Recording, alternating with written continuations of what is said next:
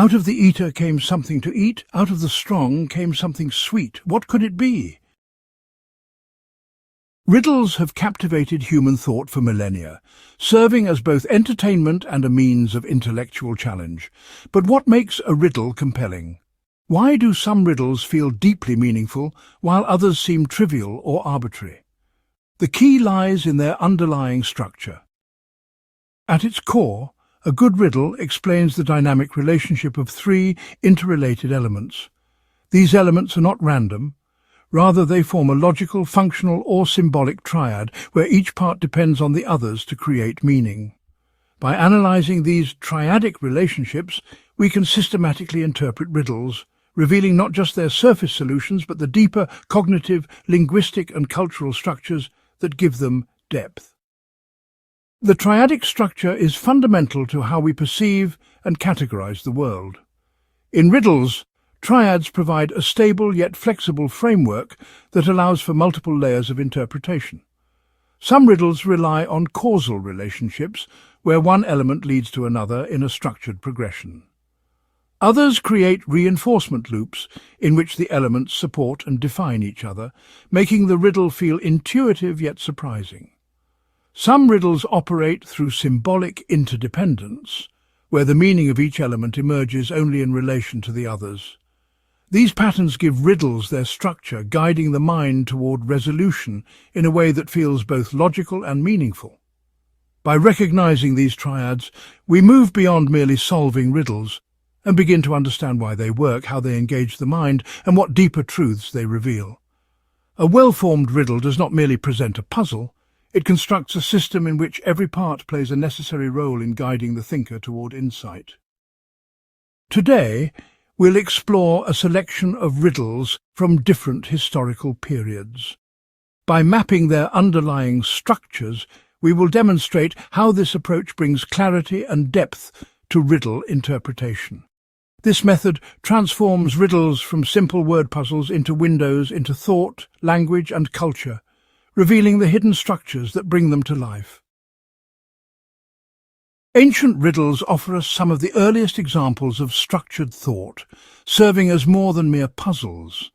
They encode cultural values, fundamental truths, and observations about the world, using metaphor and abstraction to communicate meaning. These riddles often explore themes of transformation, development, and causality, core aspects of human cognition. By examining their triadic structures, we gain a deeper understanding of how they function, not just as challenges to be solved, but as frameworks of interrelated meaning. There is a house. One enters it blind and comes out seeing. What is it? The answer to this riddle is a school. At first glance, it is a simple metaphor. A student enters uneducated and leaves enlightened. However, the deeper structure of the riddle reveals a triadic relationship between the building, the school itself, the attendee, the student, and education, the transformative process that takes place. These three elements form a causal triad, where the building provides the space, the attendee engages with the learning process, and education emerges as the result. Importantly, the transformation described does not come directly from the building itself. A school without students or teachers is just an empty space. Instead, the building serves as an enabler, a necessary but incomplete element that only gains significance when occupied by the attendee. Similarly, education does not exist in isolation. It requires both a learner and an environment in which learning can take place. The triad is what gives the riddle its strength, as each part depends on the others to create meaning.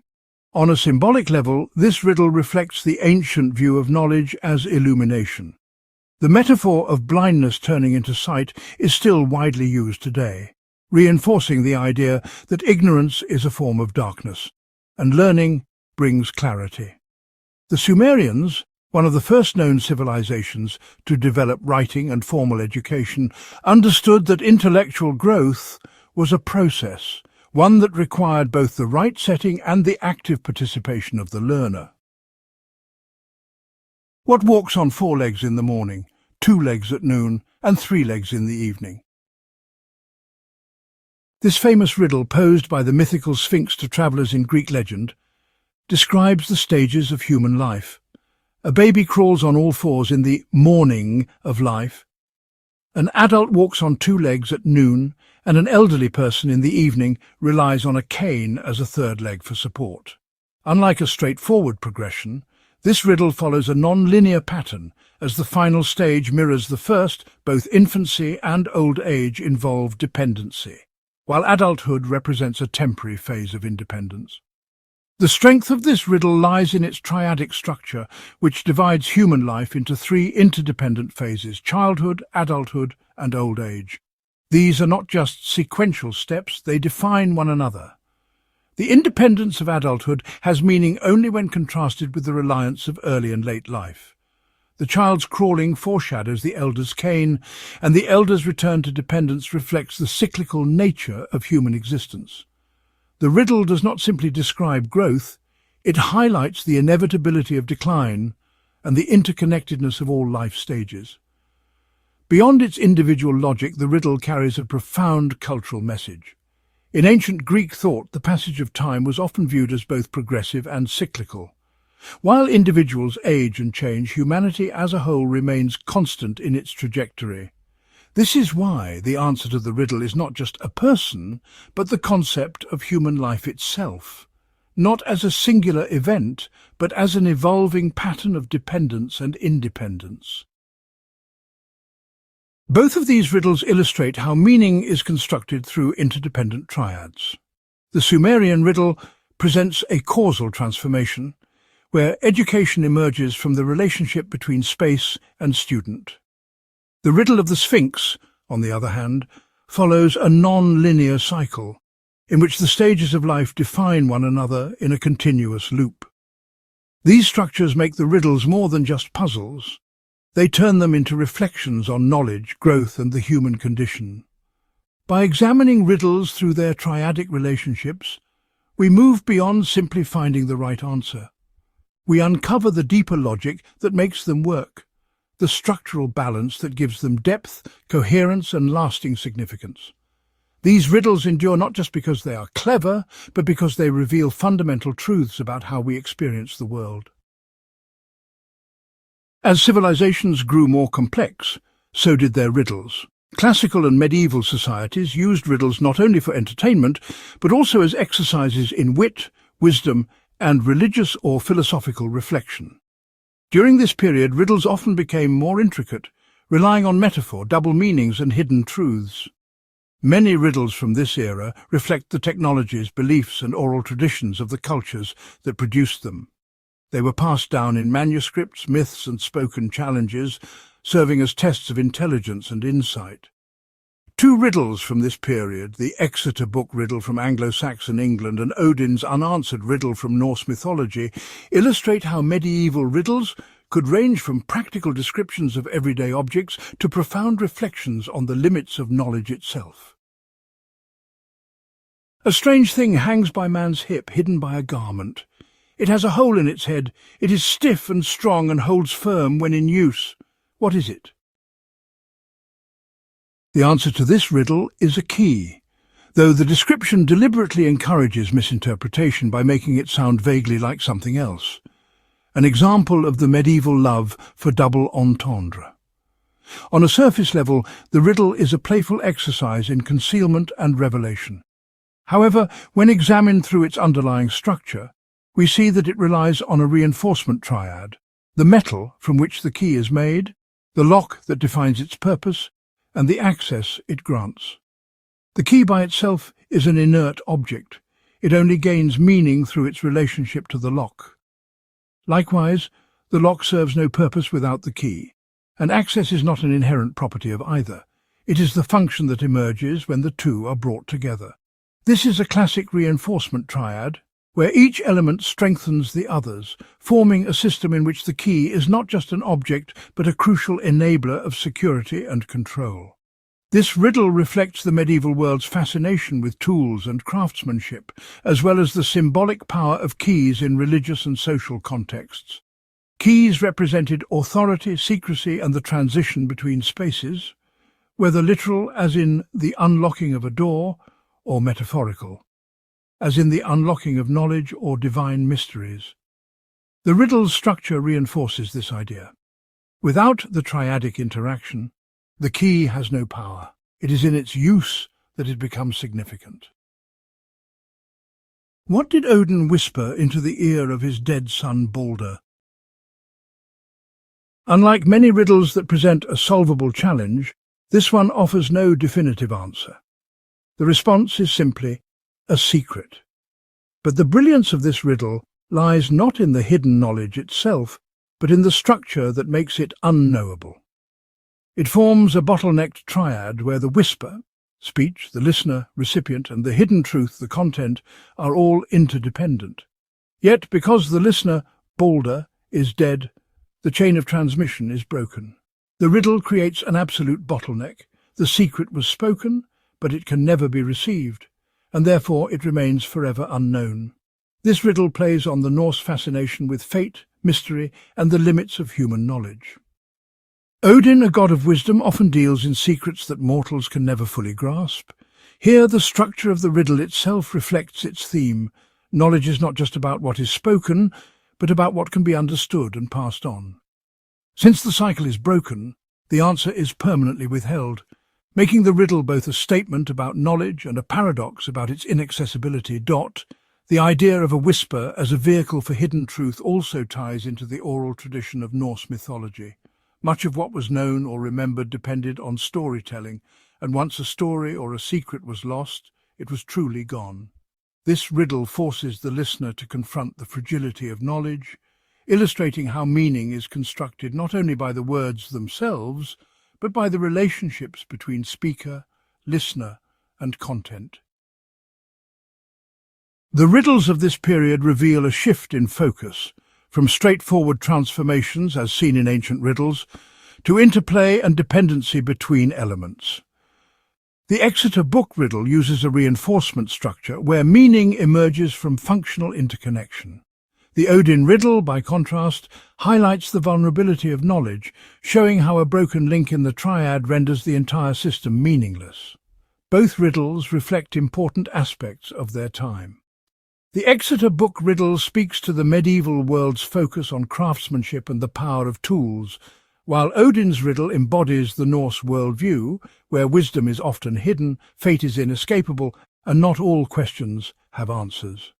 Through triadic analysis, we see that medieval riddles were more than playful word games. They were reflections of how people understood objects, knowledge, and their limitations. The relationships within these riddles mirror relationships in the real world, making them enduring puzzles that still provoke thought today.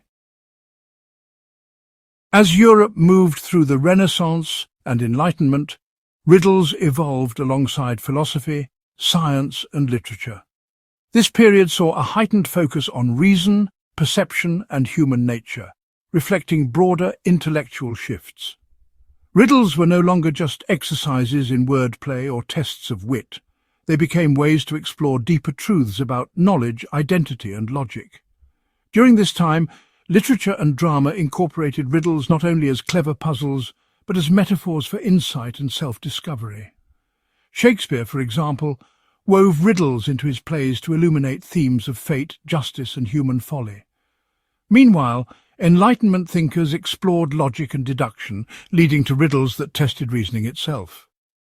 Two riddles from this period, the Shakespearean riddle from King Lear and the logical family puzzle of the 19th century, illustrate how riddles were used to challenge perception and unravel hidden relationships. A man may see how this world goes with no eyes. This riddle, spoken by the blinded Earl of Gloucester in King Lear, forces the audience to consider what it truly means to see. The literal contradiction, a man without eyes who sees, invites the reader to look beyond physical sight to a deeper kind of perception. The answer to the riddle is insight, but what makes it powerful is its triadic structure: blindness, perception, and truth. At first, blindness seems like a limitation, a loss of knowledge, but paradoxically it allows for a sharpening of perception, forcing Gloucester to see the world as it truly is, corrupt, unjust, and deceptive. This perception in turn leads to truth, an understanding that was unavailable to him when he relied solely on his physical sight. The triad is harmonic, as each element deepens and reinforces the others. Blindness removes distraction, perception takes its place, and truth is the ultimate realization. Shakespeare frequently explored the idea that those who are physically blind may see more clearly than those with working eyes. This theme appears not only in King Lear, but also in other works where fools, madmen, or outcasts become the bearers of truth. The riddle encapsulates the idea that knowledge is not merely about what one sees, but about what one understands.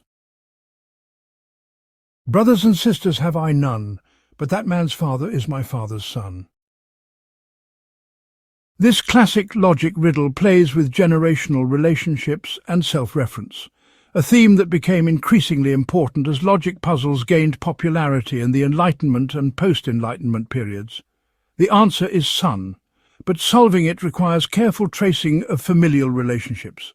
The triadic structure at play here is father, speaker, and generational lineage, a framework that defines familial identity through relational logic. The trick in the riddle is in the phrase, my father's son. Since the speaker has no siblings, my father's son must refer to the speaker himself. Thus, that man's father must be the speaker, making that man his son. The riddle is not merely about identifying a relationship. It forces the listener to reconstruct meaning based on an implicit structure. This is an example of an inclusive triad, where meaning is formed through the connection of all three elements. The father serves as the anchor, linking the speaker to the next generation. The son's identity only makes sense in relation to the speaker, and the speaker's identity is affirmed through his role as both son and father. The riddle cleverly disguises this structure, making the answer feel elusive until the underlying triadic relationship is uncovered. Riddles of this period reveal an increasing fascination with perception and reasoning. The Shakespearean riddle explores the interplay between blindness and insight, showing how loss can lead to deeper understanding. The logical family riddle, by contrast, is an exercise in deductive reasoning, revealing how meaning emerges from relationships rather than isolated facts. Both riddles demonstrate how Enlightenment thought influenced riddle construction. Shakespeare's riddle reflects the era's growing philosophical complexity, while the family puzzle showcases the rise of formal logic and structured reasoning. In both cases, the riddle's depth comes from its triadic relationships, which create meaning not through simple question and answer structures, but through layers of interdependent insight. By analysing riddles through their triads, we see how they were not merely games of wit, but tools for exploring knowledge itself. In an era where reason and perception were constantly being re-examined, riddles served as microcosms of the very questions that defined the Renaissance and Enlightenment. What is truth? What is identity? And how do we truly see the world? As the modern era brought advances in logic, literature, and abstraction, riddles evolved in new directions. No longer bound by strict linguistic or logical constraints, riddles began to play with meaning itself, sometimes embracing absurdity, sometimes pushing the limits of deductive reasoning. In this period, we see riddles that challenge the structure of language, the nature of logic, and the boundaries of interpretation. Two riddles from this time period, Lewis Carroll's whimsical question from Alice's Adventures in Wonderland and the logical puzzle attributed to Einstein, illustrate how modern riddles explore different cognitive processes. One revels in wordplay and ambiguity, while the other relies on strict logical deduction. Together, they demonstrate how riddles in the modern era have expanded from puzzles of knowledge into puzzles of thought itself.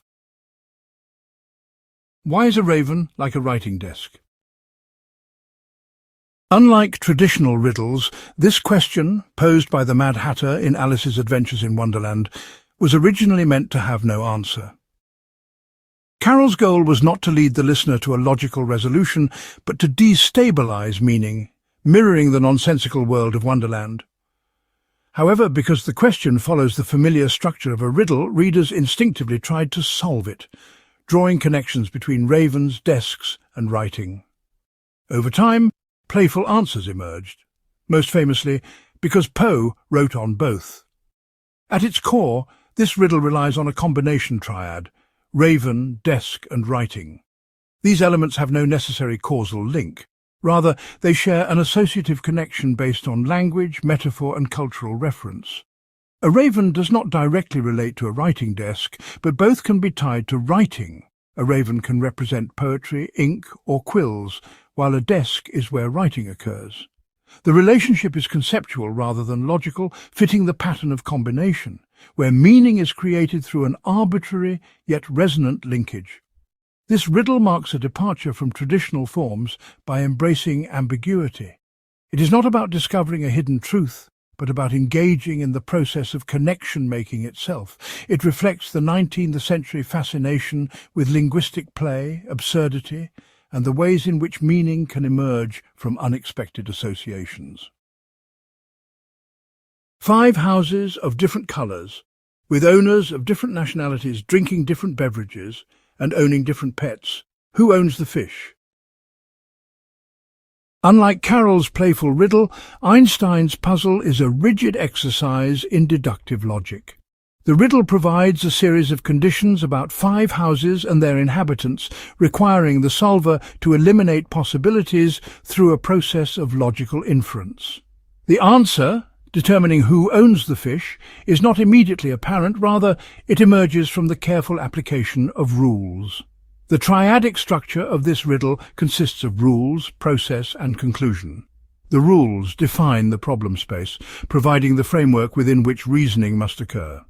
The process of elimination and logical deduction is the mechanism by which the solver works through the possibilities.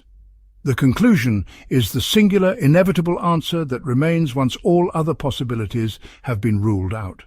This follows a convergent triad, where multiple inputs narrow toward a single necessary outcome. Unlike earlier riddles that hinge on metaphor or linguistic trickery, this puzzle represents the rise of formal logic and structured problem-solving, a key feature of the modern intellectual landscape. It embodies the principles of mathematical reasoning and algorithmic thinking, making it more akin to a logic puzzle than a traditional riddle. The appeal lies not in the answer itself, the fish owner, but in the intellectual challenge of deriving it through structured reasoning. Modern riddles reflect 2 competing intellectual movements: the embrace of uncertainty and the pursuit of absolute logic. Carroll's riddle destabilizes meaning, forcing the listener to invent connections where none are explicitly given. Einstein's riddle, by contrast, imposes a structured framework, demonstrating that with the right reasoning, a single correct answer can always be found. Both riddles, however, share a common theme. They challenge the solver's way of thinking. The first does so by forcing associative leaps, while the second does so by demanding strict logical discipline. In doing so, they reflect the broader intellectual shifts of the modern era, one that simultaneously celebrates abstract creativity and rigorous logic, recognizing that meaning can be both constructed and discovered. By analyzing modern riddles through their triadic structures, we see how they extend beyond simple puzzles into reflections of how we connect ideas, interpret language, and structure thought itself. Riddles are more than word games. They are structured reflections of how we think, how we perceive relationships, and how we search for meaning. By analyzing their triadic structures, we uncover the deeper logic that makes riddles compelling, not just as puzzles to be solved, but as microcosms of cognition, culture, and reasoning. Across history, the evolution of riddles mirrors the evolution of human thought. Ancient riddles were often about transformation, how one state leads to another, whether through education, aging, or fate. Medieval riddles introduced complexity by reinforcing relationships or highlighting missing knowledge, often reflecting a world shaped by hierarchy and mystery. Renaissance and Enlightenment riddles move toward perception and logic, questioning how we know what we know, and forcing us to untangle meaning from structure. Modern riddles took these developments to new extremes, some embracing structured deduction, others dissolving meaning entirely into playful abstraction.